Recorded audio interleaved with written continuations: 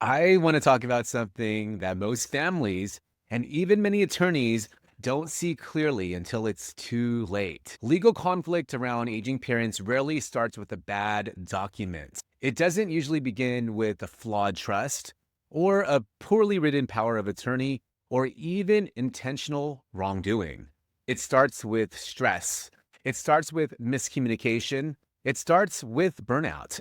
It starts with unspoken resentment. It starts with decisions made under pressure. And by the time someone calls an attorney, the emotional damage is already well underway. Today, I want to unpack what's really happening underneath family conflict during senior transitions and why understanding the stress layer changes everything. Hi, I'm Dale Corpus, a senior transition specialist and seniors real estate expert based in the San Francisco Bay Area. I'm also part of the sandwich generation, balancing my own family while helping aging parents and other families navigate housing decisions, care transitions, and some of the most emotionally charged moments of their lives. This is another episode of Sandwich Generation Solutions, powered by the Simplify Senior Transitions podcast, where we don't just talk about checklists and contracts, we talk about what's actually happening behind the scenes. Let's dive in.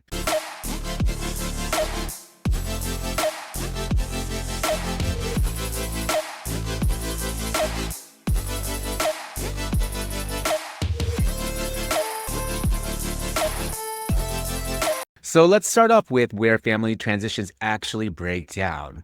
Here's what I've observed working with families across Contra Costa, Alameda, Santa Clara, San Mateo, and San Francisco counties. Families don't fracture because of paperwork. They fracture because of caregiver burnout, uneven sibling involvement, financial opacity, last-minute decisions, housing pressure, guilt, and old family dynamics resurfacing. Here's the pattern I see over and over again. Parent declines, one child steps up, resentment builds, money decisions get rushed, communication erodes, and distrust begins. And by the time the trust is read, or the home needs to be sold, or the estate plan is activated, the emotional foundation is already unstable. That's the hidden stress. And most people don't recognize it until it explodes. Now let's zoom out. Attorneys typically enter the story when there's a disagreement about authority, there's suspicion about finances, there's confusion about the plan, and there's distrust among siblings. But what attorneys rarely see is the 18 months of burnout that preceded it, the late night caregiving that went unacknowledged, the housing decisions made under intense time pressure, and the sibling hierarchy that existed for 40 years. So what looks like a legal problem is often a stress accumulation problem. That's not criticism of attorneys, that's a systems observation. Legal documents are often clean. Family systems are not. Now, let me lean into my lane for a minute. Real estate. When housing becomes part of the equation, everything intensifies. Selling the family home, downsizing, liquidating assets, distributing proceeds, timing care payments, and navigating market conditions, real estate becomes emotional fuel because the home is rarely just property. It's memory, identity, power, history, childhood, status, and security. I've seen siblings argue not about the square footage, but about what selling the home represents. When decisions about the home are rushed, secretive, or unevenly discussed, that's when family trust begins to erode. Not because someone is evil, but because everyone is stressed. And stress distorts perception. Now, here's something that doesn't get enough attention. Burnout is often the spark.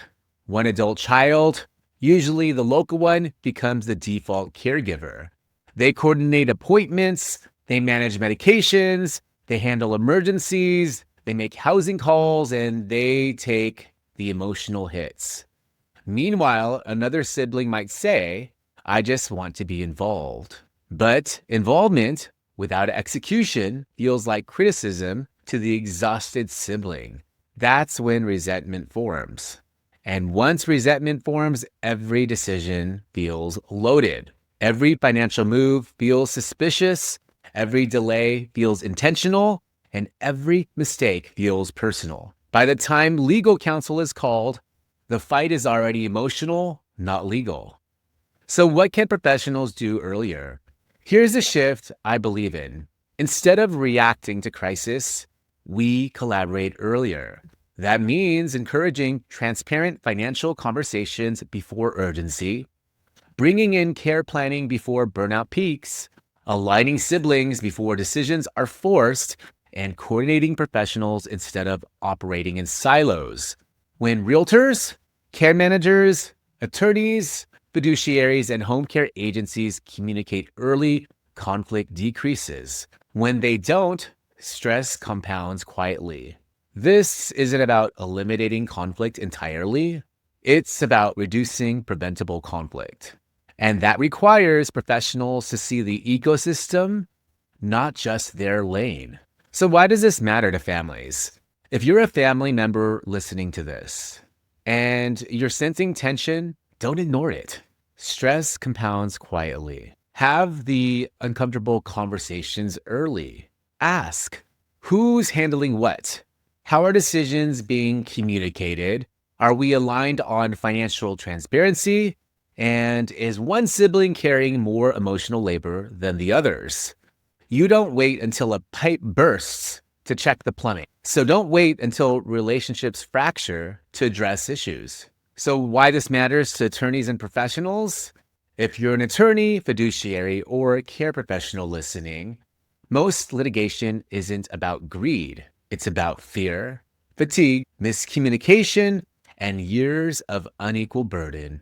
When families are guided through transitions holistically, the legal layer becomes cleaner.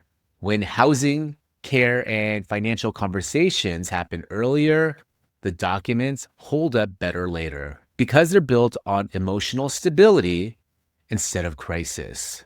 So today we covered why family transitions break under stress, not paperwork, the burnout pattern that precedes legal conflict, the emotional weight real estate decisions carry, how professionals can collaborate earlier, and why prevention is more powerful than reaction. Family transitions don't explode overnight. They fracture slowly under pressure.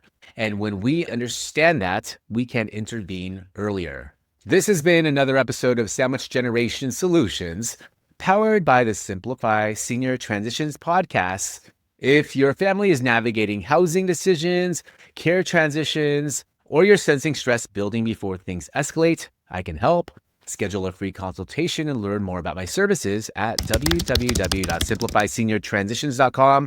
You can also watch and listen to the Simplify Senior Transitions podcast right here on YouTube, Spotify, and Apple Podcasts. If this episode resonated with you, please leave a review on Apple Podcasts or Spotify. Reviews help more families and professionals find this show before stress turns into crisis. Share this episode with a sibling, a colleague, or an attorney who works with families in transition. Because when we reduce hidden stress, we reduce preventable conflict. I'm Dale Corpus, and I'll see you on the next episode.